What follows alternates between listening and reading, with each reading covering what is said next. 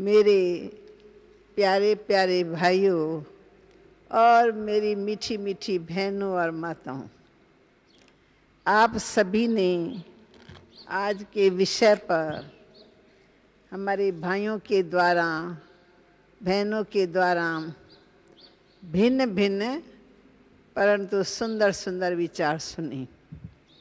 और आप 3 दिन से लगातार यहाँ पर 6:30 से 7:30 8 बजे तक अमृत वेले के समय में योग शिविर भी करते रहे हैं, जिनसे आपको पता लग गया होगा कि यहाँ की शिक्षा क्या है और इस शिक्षा से जीवन कैसी बन सकती है। सचमुच उस शिक्षा में अगर इस शिक्षा को जोड़ा जाए तो बस स्वर्ग आया कि आया, कोई देरी नहीं लगेगी, क्योंकि अध्यात्मकता से ही नैतिकता आती है। हम चाहते हैं हमारे सारी समाज सुधर जाए, परंतु समाज के सुधारने से पहले हम स्वयं से पूछें तो हम सुधरना चाहते हैं। हमारे में जो कुछ कुछ कमी कमजोरियां हैं, मानसिक विकार है, कई प्रकार की बुराइयां हैं, उनका तो मैं वर्णन नहीं करती हूँ, आप सब जानते भी हो, अनुभव भी हो। परंतु हम इन सब बुराइयों से छूटने चाहते हैं। ऐसा हमने रियलाइज किया, ये बीमारी हमको, ये ऐसी कड़ी बीमारी है जिसने हमारे सारे सुख शांति के खजाने को खत्म कर दिया। हम चाहते भी हैं ना तो 2 मिनट परमात्मा पिता के याद में बैठें, मन को शांति मिल जाए, मन को थोड़ा सा प्रभु प्रेम का अनुभव हो, तो भी आप लोग खुद ही कंप्लेन करते हो, बहन जी हमारा मन नहीं टिकता है, क्योंकि मन हमारा बिखर गया है, अनेक प्रकार के विषय विकारों में बिखर गया है। अनेक प्रकार की जो हमारी इच्छाएं हैं, चाहे अपने लिए, चाहे परिवार के लिए, चाहे समाज के लिए, अनेक इच्छाएं हैं। वो इच्छाएं हमारी पूर्ण भी नहीं हो रही हैं, फिर भी अंदर में इच्छाएं ऐसी हैं जो जब भी हम कुछ काम करेंगे पहले तो हमारे अंदर में अनेक प्रकार के संकल्प उत्पन्न होंगे। तो सचमुच इस विद्या के द्वारा हमारा खुद का अनुभव है। हम 62 सालों से इस ज्ञान में बाल्यावस्था से चल रहे हैं, परंतु अनुभव किया कि ये विद्या सबसे जरूरी है।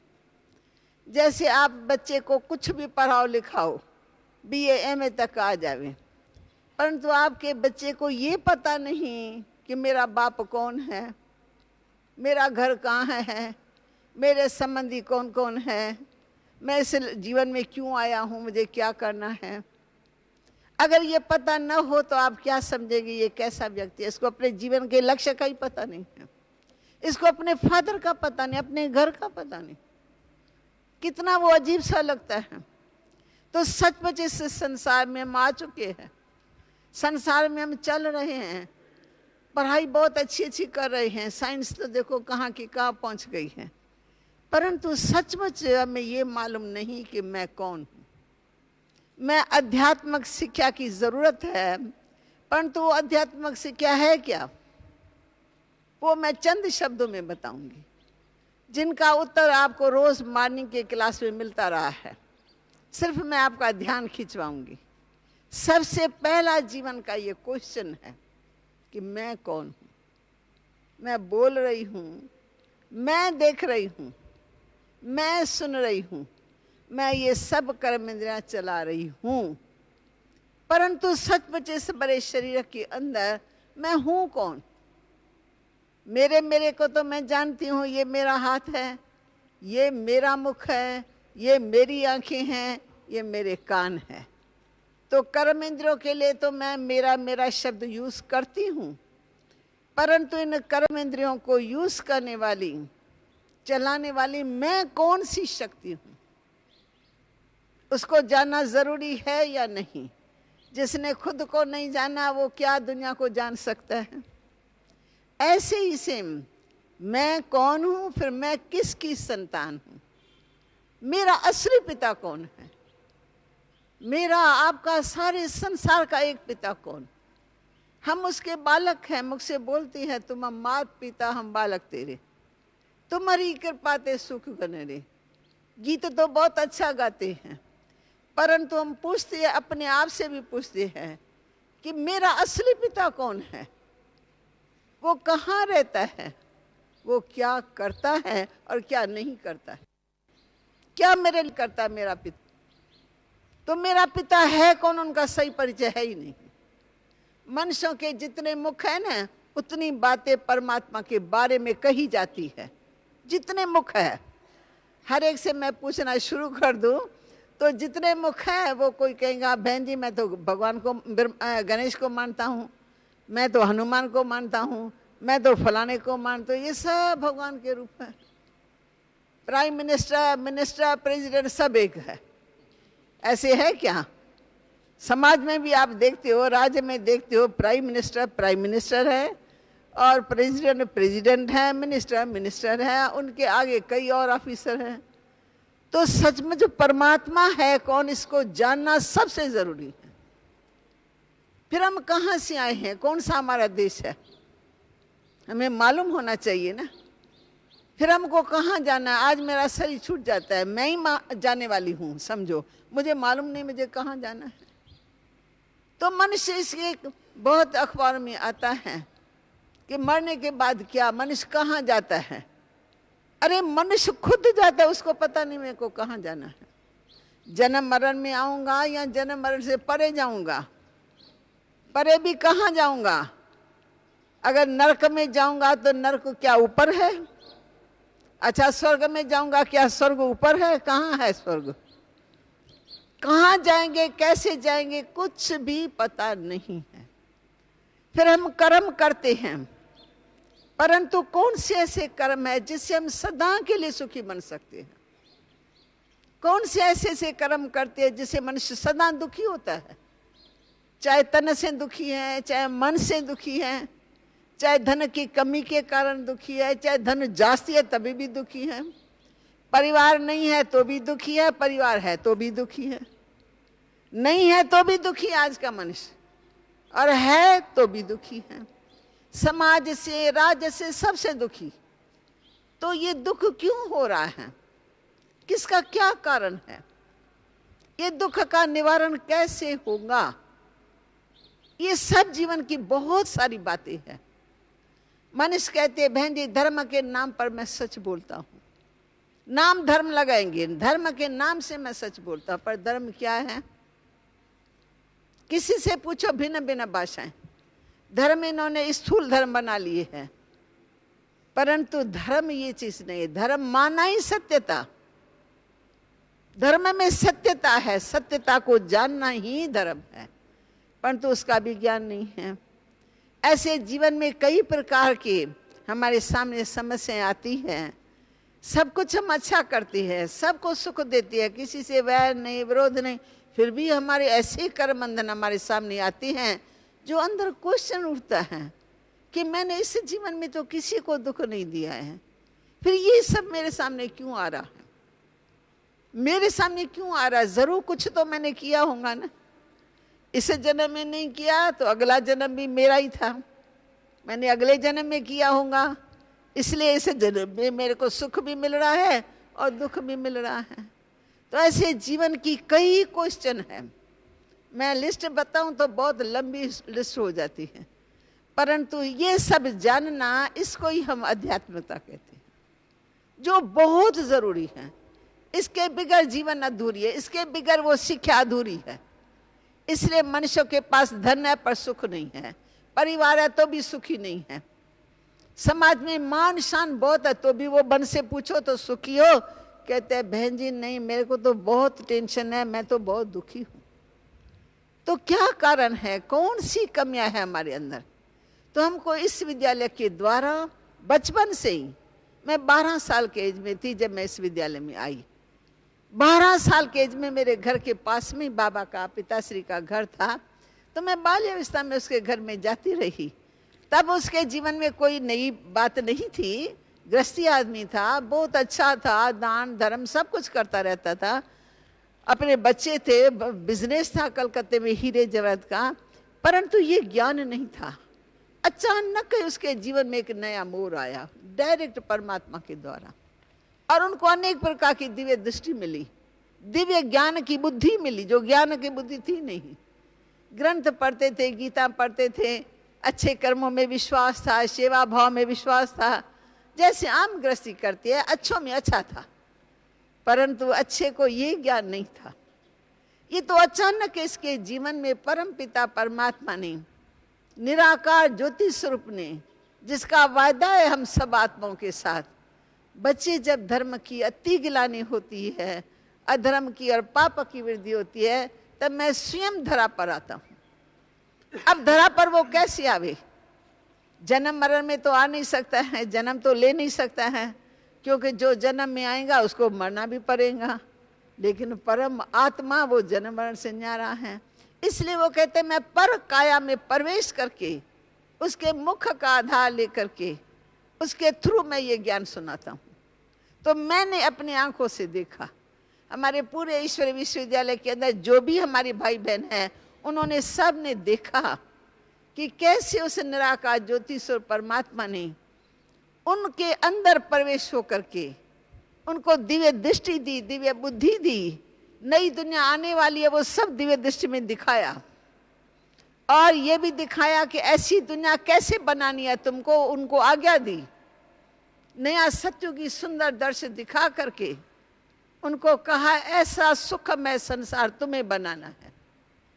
तो पिताश्री ने दिव्य दृष्टि में बहुत सुंदर संसार देखा, लक्ष्मी नारायण का राज दरबार देखा, देख देख करके दिल हर्षित हो गई। लेकिन परमात्मा ने आज्ञा दी ऐसा सुखमय संसार तुम्हें बनाना है। तो बहुत गहरे सोच में पड़ गए कि ऐसा सुखमय संसार मैं कैसे बनाऊंगा। वो समझते मैं तो मनुष्य हूँ, अभी धंधा दौरी भी चालू ही था, ये मैं कैसे बनाऊंगा।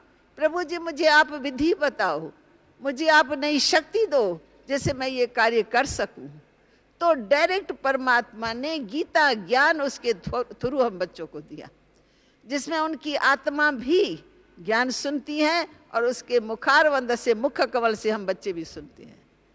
उसमें डायरेक्ट परमात्मा ने उनको इन सब बातों की नॉलेज दी है। तुम कौन हो, तुम किसकी संतान हो, तेरा और मेरा क्या रिश्ता है। मैं परम पिता हूं तो तेरे में और मेरे में क्या अंतर है। तुम मेरे बच्चे हो और सारा संसार मेरे बच्चे आत्मा ही है, परंतु मैं परम पिता परमात्मा हूं। मैं विश्व कल्याणी, सबका गति सदगति दाता हूं। धर्म के अति गिलाने के समय मैं अपनी पहचान देने के लिए आ पाता हूं। तो स्वयं पिता परमात्मा ने अपनी पहचान दी है कि मैं निराकार ज्योति स्वरूप हूं, मैं सर्वशक्तिवान हूं, मैं जन्म मरण से न्यारा हूं, परंतु मैं ज्ञान का सागर हूं और मैं विश्व कल्याणी हूं। मुझे विश्व का कल्याण करना है। मैं अपने वायदे के अनुसार इस समय में आया हुआ हूं। तो ब्रह्मा तन से बैठ करके हमें ज्ञान दिया, जिसका चित्र आपके सामने है। आपको तो अंदर में क्वेश्चन उठना ही चाहिए कि ये है कौन, ये आया कहाँ से, ये ऐसे ब्रह्मा बना कैसे। तो अभी तक तो मेरे से किसी ने क्वेश्चन नहीं पूछा है। शायद हो सकता है आपके अंदर अंदर क्वेश्चन हो, तो मैं कहा इन सब क्वेश्चनों का मैं ही आपको उत्तर देती हूँ कि डायरेक्ट परमात्मा ने इसके अंदर की ज्योति जगाई। और ये जो क्वेश्चन मैंने आपको बताया आध्यात्मिक शिक्षा, वो परम पिता परमात्मा ने उसके थ्रू हमको दी।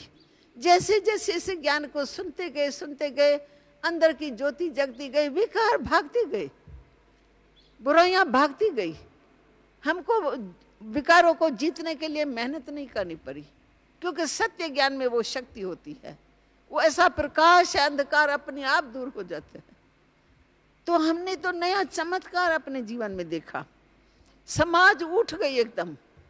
समाज के नर नारियों के अंदर इतनी ताकत आ गई कि सारी और समाज बिगड़ गई कि ये कौन सा नया ज्ञान आया। साधु सन्यासी सब महात्मा बिगड़ गए कि ये कौन सा ज्ञान आया, न ग्रंथों में, न शास्त्रों में, न किसी में।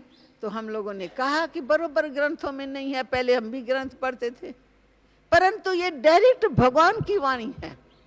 भगवान ब्रह्मा तन के द्वारा ये सारी स्थापना कर रहे हैं। जो हमारी आशा है सबकी, ऐसा सुखमय संसार हो जिसमें शांति हो, जिसमें प्रेम हो, जिसमें दया हो, जिसमें दिव्यता हो। तो वो सारी चरित्रवान देवी देवताओं की दुनिया अब फिर से आने वाली है। ये दिव्य दृष्टि में परमात्मा ने ब्रह्मा बाबा को उनके अनेक बच्चों को दिखा दिया दिव्य दृष्टि में, और इस सृष्टि का महाविनाश होने वाला वो भी दिखा दिया। तो हमें 100% निश्चय है, हम 21वीं सदी का स्वागत करते हैं बहुत दिल से, धारणाओं से, प्यार से। बस अब आई कि आई नई दुनिया, हमारे लिए आई कि आई, सबके दुख दूर हो जाएंगे। परंतु उनसे पहले महाविनाश खड़ा है। इससे पहले बाबा ने आप सब बच्चों को अपने पास बुला बुला करके आप सबको ये नई प्रेरणा दी है कि समय बहुत कम है, दुनिया बदलने वाली है, युग बदलने वाला है। आप स्वयं को बदलो, सारे विश्व को बदलना है, परंतु हम पहले खुद को तो बदले ना। ये बाबा की मेन शिक्षा थी। 14 साल बाबा ने हम बच्चों को भट्ठी में रखा, जैसे ईंटों को पकाया जाता है ना भट्ठी के अंदर, ऐसे हम रूहों को एक ही स्थान पर रख करके ज्ञान, योग, धारणा, सेवा भाव, नए संस्कार पैदा किए, जिससे हमारे समाज के लिए नया भाव पैदा हो जाए। हम लोग तो मुसलमानों से डरते थे, सिंध में मुसलमान बहुत थे, आगे पीछे मुसलमान, बातें सुनते थे, थोड़ा डर लगता था, उन बच्चे ही थे। परंतु बाबा ने सब भय निकाल दिया, बोला वो भी तो आपके भाई है ना, खुदा सबका एक है, खुदा के सब बंदे हैं, सब आत्माएं हैं, सब तुम्हारे भाई हैं, सबका तुम्हें कल्याण करना है। इसलिए ये विश्वविद्यालय सारे विश्व के कल्याण के लिए लगा हुआ है। हिंदू मुसलमानों का भेदभाव यहाँ नहीं है, सिख ईसाई का कोई भेदभाव नहीं। हम कहते हैं हिंदू मुस्लिम सिख ईसाई हम सब आपस में भाई भाई। तो भाई भाई का नाता परमात्मा ने यहाँ पक्का कराया है। इसलिए दिव्य गुरु की धारणा सुत आती है, किससे क्या लड़ाई करे, क्या चाहिए, क्या लेके जाएंगे, क्या लेके आए थे ऊपर से, अपना देखो, अपना पोता मिलो, ऊपर से कुछ लेके आए थे, कोई तिजोरी ऊपर से आई थी आपके साथ में, कोई धन जेवर भूषण कुछ आया? अरे हमारा अपना शरीर भी हमको यहीं मिला, यहीं लेते, यहीं छोड़ के अकेली बिंदु आत्मा चली जाती है ऊपर में। तो न कुछ ले आए थे न कुछ ले जाना है, तो किसमें ममता रखे? कोई हमारा साथी संबंधी ऊपर से आया ही नहीं था हमारी आत्मा के साथ। जब मरेंगे तो हमारे माँ बाप हमारे साथ चलेंगे? कोई भी नहीं चलेगा। पूछ लो भले परिवारों से, कौन चलेगा मेरे साथ, मैं जाऊं तो? कोई चलने के लिए तैयार होता है? जब वो चलने के लिए तैयार नहीं तो हम क्यों ममता उनमें रखते हैं? जब धन हमारे साथ चलेगा नहीं तो हम धन में बुद्धि क्यों अटकाते हैं? तो यहाँ ऐसा ज्ञान मिलता है जिसे कुदरती इन सब विनाशी चीजों से वैराग आ जाता है।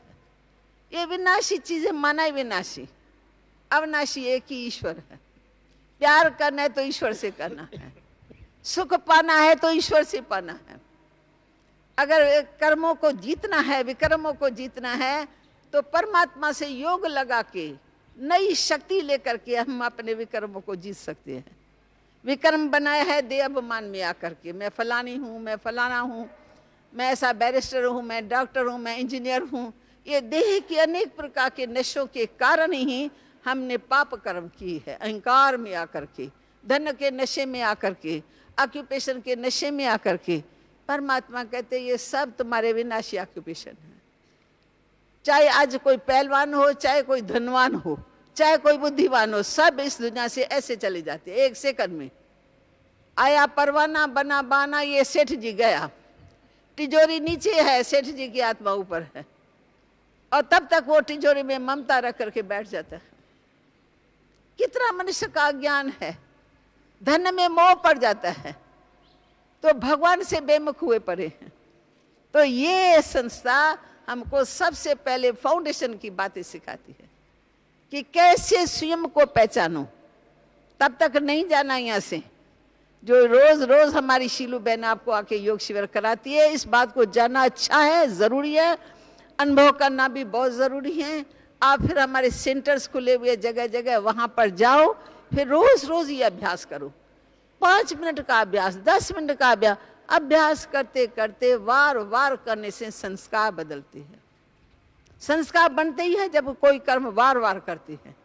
तो जन्म जन्मांतर बुद्धि भटकी हुई है, योग कैसे लगेगा? उस बुद्धि को पहले ठिकाना देवे, मेरा बाप कौन है, किसको याद करना है, फिर उनसे क्या रिश्ता है। अपने आप से पूछो, परमात्मा से आपका क्या रिश्ता है? कोई बतावे मेरा ये रिश्ता है। वैसे तो हम कहते हैं ये माता पिता भी हैं, सतगुरु भी हैं, वो हमारा शिक्षक भी है, वो हमारा साजन भी है, परंतु कहाँ एक भी संबंध हमारे बुद्धि में नहीं है। अंत में कौन याद आएगा? बेटा याद आएगा, अपना पोतरा याद आएगा। पीछे भले वो दुख देते रहे, लेकिन पोतरा याद पड़ेगा, बेटा याद पड़ेगा, पर भगवान याद नहीं पड़ेगा। तो हमारा अंतकाल आ रहा है, जबरदस्त अंतकाल। उस समय में ये शक्ति काम में आएगी। इसलिए आपको हमारी बड़ी दादी आपको बड़े प्यार से निमंत्रण दे दे करके आपको बुलाया है। आपकी हर तरह से वो खातिरी कर रही है कि बाबा के बच्ची है, भगवान के बच्ची है, फिर से उठे, फिर से जागे और भारत को फिर से स्वर्ग बनाने में हमको सहयोग दे। हम आपसे कुछ नहीं मांगते हैं, हम सबकी ये भावना है कि फिर से हमारा भारत जो स्वर्ग था वो फिर से स्वर्ग बन जाए। नरक की दुनिया को हम छोड़ दें मन से। परिवार को छोड़ने की बात नहीं, वो संन्यास नहीं, पर विकारों का संन्यास जरूर है।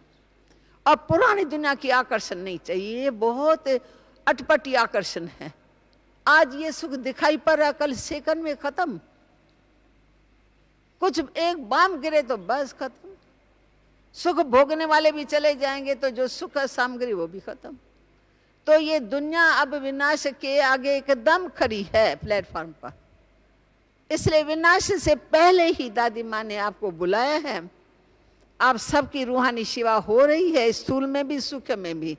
तो मैं समझती हूँ कि आप अपना समय कीमती सफल करेंगे, सेंटर में जाएंगे और नई दुनिया जो आ रही है, आने वाली है जरूर, परंतु परमात्मा आपको निमित्त बनाता है कि आप अपने मन वचन कर्म से इसमें सेवा करके अपना भाग्य बनाओ। बाकी भगवान तो है ही रचता, वो तो करेगा ही, वो कोई बड़ी बात नहीं है उसके लिए स्वर्ग आना लाना। परंतु स्वर्ग में हम भागी कैसे बने? जब हम अपनी मनसा को शुद्ध रखेंगे, जब हम अपना वचन शुद्ध बनाएंगे, जब हम अपना कर्म ठीक करेंगे, तब हम फिर से अपने ही मन वचन कर्म से स्वर्ग को धरा पर ला सकते हैं। तो ऐसी मैं आप सबसे आशा करती हूँ। समय कम है पर दिल में भावनाएं बहुत है आपके लिए कि ये भी सुना दूं, ये भी सुना दूं, ये भी सुना दूं।